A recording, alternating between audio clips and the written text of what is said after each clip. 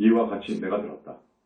한때 부처님께서 대비구 38,000 인과 보살마살들과 함께 사이국 왕사성 기수급 고도관에 계셨다. 그때 세종께서는 많은 대중을 거느리시고 남쪽으로 가시다가 한 무더기에 뼈가 있는 곳에 이르렀을 때 열애께서는 몸을 땅에 대고 그 뼈에 예배하셨다. 안왕과 대중은 깜짝 놀라 부처님께 여쭈었다. 세존이시여, 삼계를 통틀어 으뜸가는 스승이시며 온 중생에 자비하신 어버이시라 만 중생이 귀의하고 예배드리는 열애이신데 어찌 저 마른 뼈에다 예배를 하십니까? 부처님께서 안한에게 이르시되 그대는 비록 나의 상수제자로서 출가한 지도 오래되었거늘 아직 널리 알지를 못하는구나. 이 한 무더기의 마른 뼈가 혹 전생에 나의 조상이었거나 여러 대에 걸쳐 나의 부모였을지도 모른다. 그래서 내가 지금 예배를 한 것이니라 하셨다. 부처님께서는 다시 안한에게 이르셨다. 그대는 이 한 무더기의 뼈를 두 가지로 구분하여라. 만약 남자의 뼈라면 희고 무거울 것이며 혹시 여자의 뼈라면 검고 가벼울 것이다. 안한이 다시 세종께 여쭈었다. 세존이시여, 남자는 이 세상에 있을 때 도포의 띠를 두르고 목화를 신고 사물을 쓰기 때문에 그 복장을 보고 남자임을 알고 여자들은 붉은 연지를 바르고 고운 옷을 입고 있었고 여자임을 알지만 죽고 난 지금은 그 뼈가 다 한 가지인데 어찌 구분이 되겠습니까? 이 제자에게 가르쳐 주십시오. 부처님께서 안한에게 이르시기를 안한아, 남자들은 세상에 있을 때 때로는 저를 찾아가 강의도 듣고 선보에 예배하고 부처님의 명호를 염하기도 했기 때문에 그 뼈가 희고 무겁다. 그러나 여자는 세상에 있을 때 정을 통하고 아들, 딸을 낳아 기르매 자식 하나를 낳을 때마다 진한 피, 소말, 소대를 흘리고 8말 너대의 젖을 먹여야 하기 때문에 그 뼈가 검고 가벼웁니다. 하셨다. 이 말씀을 들은 안하는 마음이 찢어지듯 하여 눈물을 흘리고 슬피 울며 부처님께 여쭈었다. 세존이시여, 어찌해야 어머님의 은덕을 갚겠습니까? 부처님께서 안한에게 말씀하셨다. 그대는 잘 듣고 또 잘 들어라. 내 이제 그대를 위해 차근차근 설해 주리라. 어머니가 아기를 베고 있는 10달 동안의 쓰린 고통은 이루 말할 수 없느니라. 어머니가 아기를 베고 첫째 달은 마치 아침에 맺혔다 저녁까지도 보전치 못하며 새벽에 모였다 난망되면 쓰러지는 풀잎 위의 이슬과 같으니라. 어머니가 아기를 베고 둘째 달은 마치 우유방울을 떨어뜨린 것 같고 어머니가 아기를 베고 석 달이 되면 마치 피가 엉긴 듯하고 어머니가 아기를 베고 넉 달이 되면 차츰 사람의 모습을 갖추게 되며 어머니가 아기를 베고 5달째는 뱃속에서 5부분의 모양이 생기느니라. 5부분이란 머리가 한 부분이고 양팔을 합하여 3부분, 양 무릎을 합해 5부분이니라. 어머니가 아기를 베고 6달째는 어머니 뱃속에서 어린 아기의 6정기가 생기느니라. 6정기란 첫째 눈이고 둘째 귀, 셋째 코, 넷째 입, 5째 혀, 6째 뜻이니라. 어머니가 아기를 베고 7달째는 어머니 뱃속에서 360마디의 뼈와 84,000의 털구멍이 생기고 어머니가 아기를 베고 8달째는 아기의 의지와 지혜가 생기고 9부분의 모습이 뚜렷해지며 어머니가 아기를 베고 9달째는 아기가 어머니 뱃속에서 받아먹게 되느니라. 그러나 복숭아, 배, 마늘은 받지 않으며 오곡만을 받느니라. 어머니의 생장은 밑으로 향하고 숙장은 위를 향하여 한 산이 생기니 이 산에는 3가지 이름이 있느니라. 첫째는 수미산이요, 둘째는 옥산, 셋째는 혈산이니라.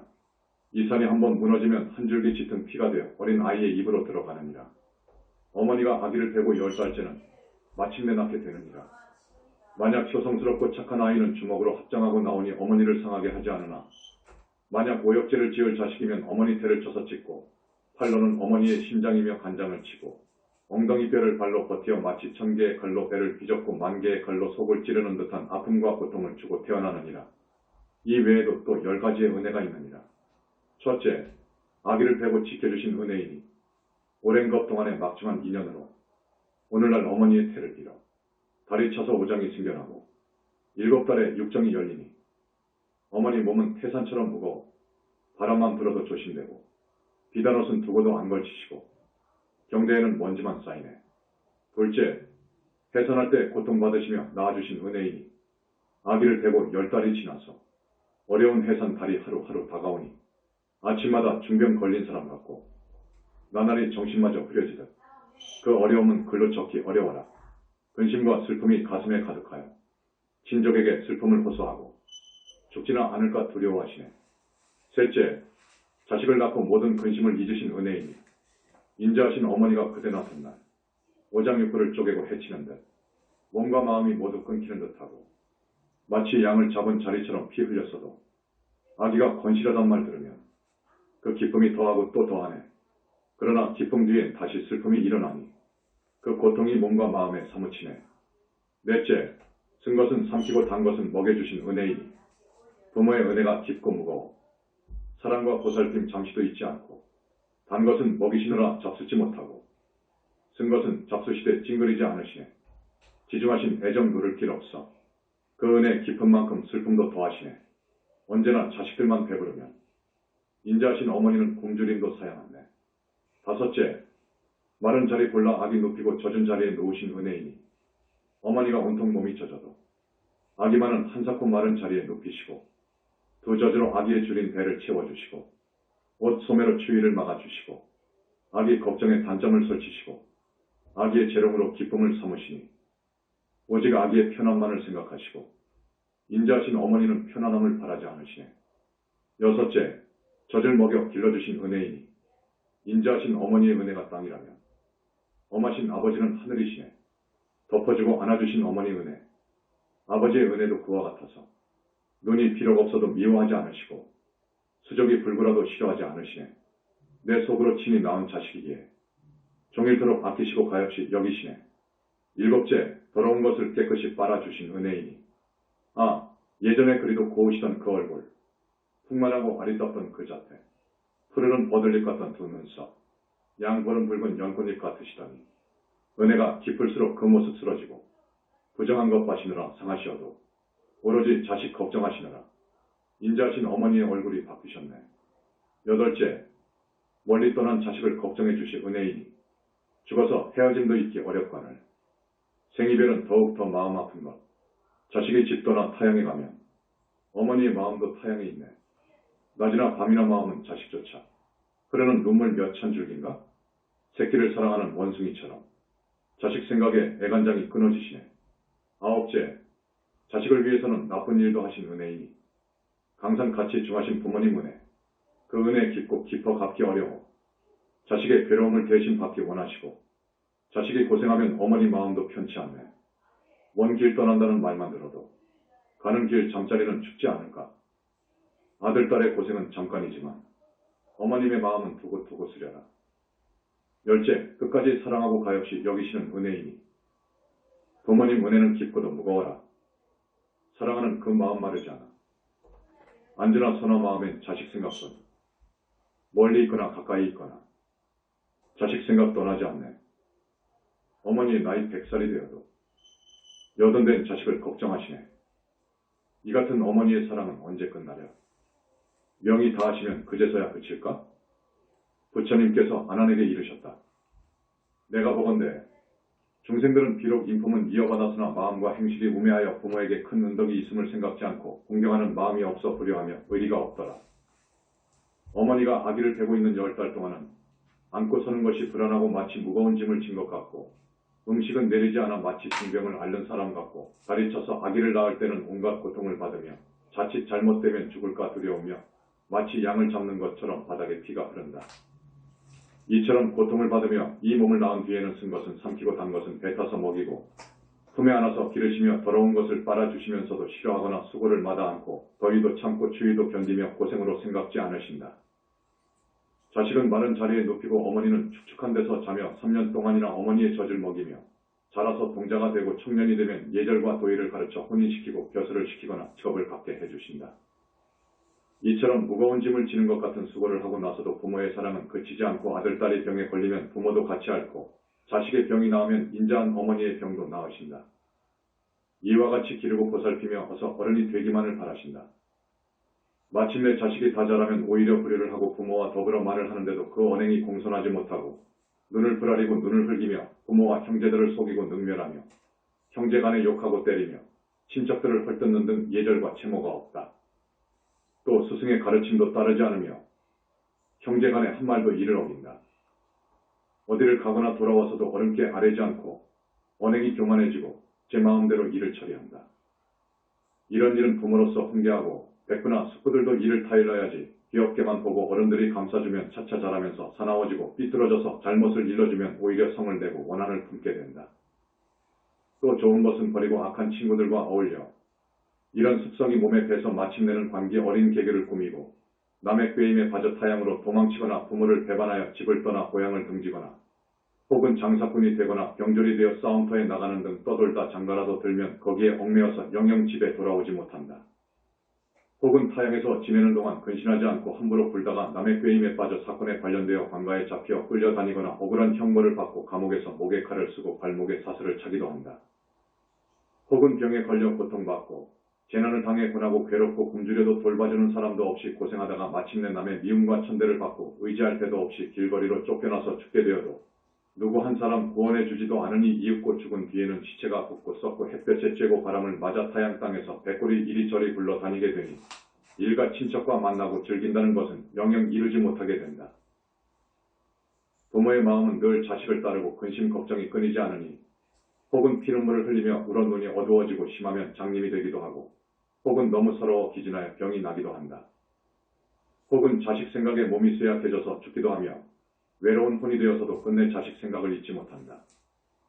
또 듣자니 자식이 효도와 의리를 숭상하지 않고 나쁜 무리와 어울려 건달패가 되어 해로운 일만 즐겨서 하고 다툼질이나 도둑질로 마을의 풍속을 어지럽히고 술과 노름을 일삼고 많은 잘못을 저질러 형제들에게 누를 끼치고 부모를 괴롭히고 행패를 부리며 새벽에 집을 나가면 밤늦게 돌아와서 부모의 근심을 더해주고 부모가 어찌 지내며 추운지 더운지도 아랑곳하지 않으며 조석 초하루 보름이 되어도 문안드리지 않으며 부모를 편히 모실 생각은 아예 하지도 않으며 부모가 늙고 쇠약해지면 남이 보기 부끄럽다고 또한 부모 중 어느 한쪽이 홀로 되어 쓸쓸히 지내게 되면 마치 잠시 머물고 있는 손님처럼 대하고 기거하는 방에 먼지나 흙이 쌓여도 청소하지 않으며 부모님이 기거하는 곳에 들려 문안하거나 보살피는 일이 없고 춥거나 덥거나 굶주리거나 목이 마르거나 아랑곳하지 않고 일체 단절하고 사니 부모는 낮이고 밤이고 늘 탄식하고 슬퍼하며 지내신다.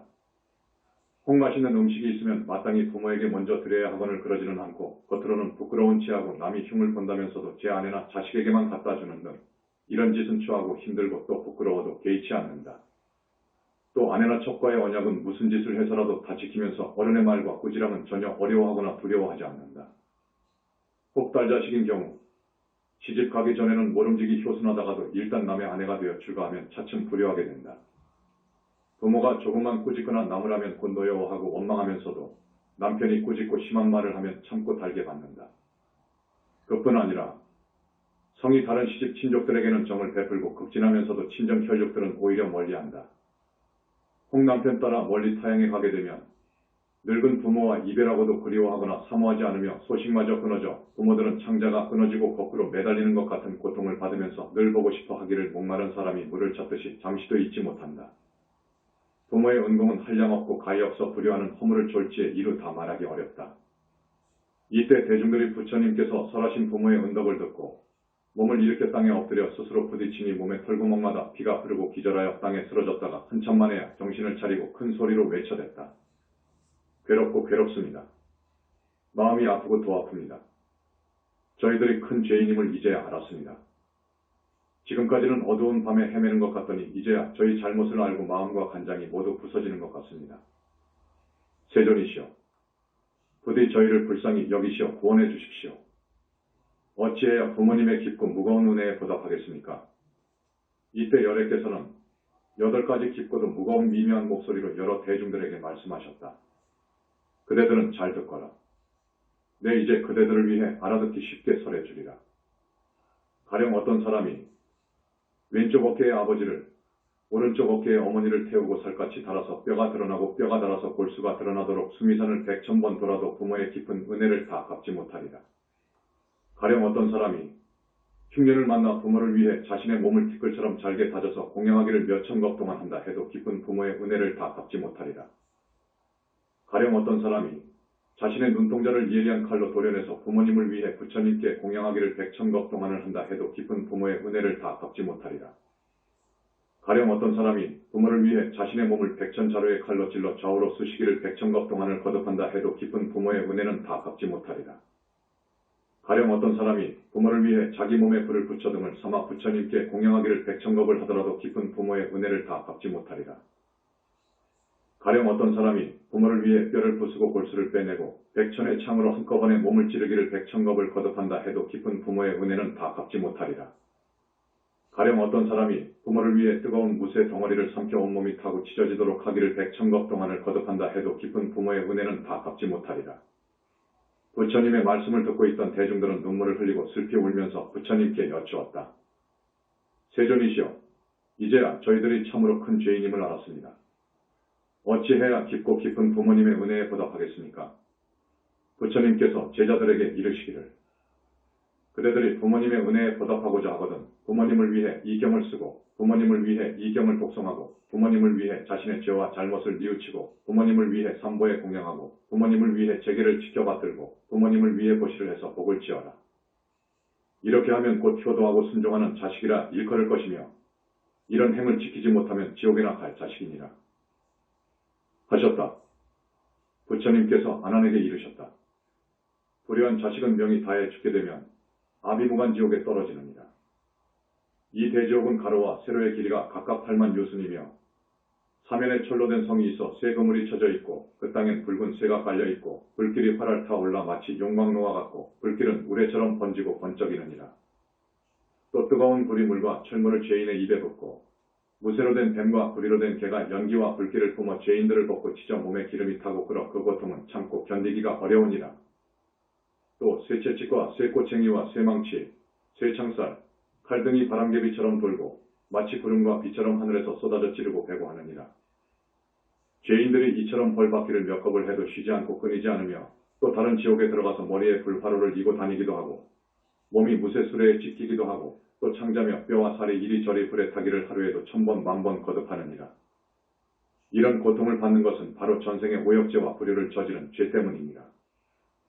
대중들은 부모의 은덕에 대한 부처님의 설법을 듣고 눈물을 흘리고 슬피 울면서 부처님께 여쭈었다. 저희가 어찌해야 깊고 깊은 부모의 은덕을 갚을 수 있겠습니까? 부처님께서 대중들에게 이르셨다.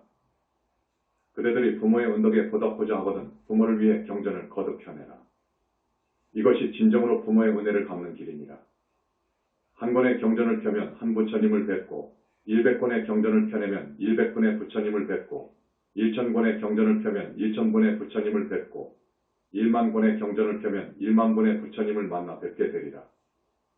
이 사람은 경을 펴낸 공덕으로 여러 부처님께서 오시어 늘 옹호해 주실 뿐 아니라 그의 부모는 천상에 태어나 온갖 즐거움을 누리며 영원히 지옥의 고통을 여의게 되리라. 이때 대중과 아수라, 가루라, 김나라, 마후라가 사람과 사람 아닌 것과 그리고 천, 용, 야차, 건달바, 여러 나라의 왕 및 전륜성왕 등 모두가 부처님의 말씀을 듣고 나서 각기 원을 세우고 아뢰었다. 저희는 이 세상이 다하도록 이 몸을 티끌처럼 잘게 부수어 가루로 내는 일을 백천겁 동안 거듭할지언정 맹세코 열애의 거룩하신 가르치심을 어기지 않겠습니다. 또 백천겁 동안 혀를 끊어내어 그 길이가 100유순이 되도록 늘리고 새로 만든 쟁기로 이 혀를 갈아 피가 강처럼 흐르더라도 맹세코 열애의 거룩하신 가르치심을 어기지 않겠습니다. 또 100천의 칼날이 이 몸을 좌우로 찌르고 관통하더라도 맹세코 열애의 거룩하신 가르치심은 어기지 않겠습니다. 이 몸을 100천겁 동안 철망에 가두고 묶어두더라도 맹세코 열애의 거룩하신 가르치심을 어기지는 않겠습니다. 또 100천겁 동안 이 몸을 작두와 방아로 자르고 부수어 100천만 조각을 내서 살갗과 살덩이와 힘줄뼈가 모두 흩어지더라도 맹세코 열애의 거룩하신 가르치심을 어기지는 않겠습니다. 이때 아나니, 세존이시여, 이 경의 이름을 무엇이라 하오며 또 저희가 어찌 받들고 받아 지녀야 하겠습니까? 하고 부처님께 여쭙자 부처님께서 아난에게 이르셨다. 이 경은 이름하여 대법음원 중경이라 하니 그대들은 마땅히 이 이름으로 받들고 받아 지녀라. 그러자 모든 대중과 천, 인, 아수라 등은 부처님의 말씀을 듣고 모두 크게 기뻐하고 믿고 받아 지녀 행하기로 하고 예를 드리고 물러났다.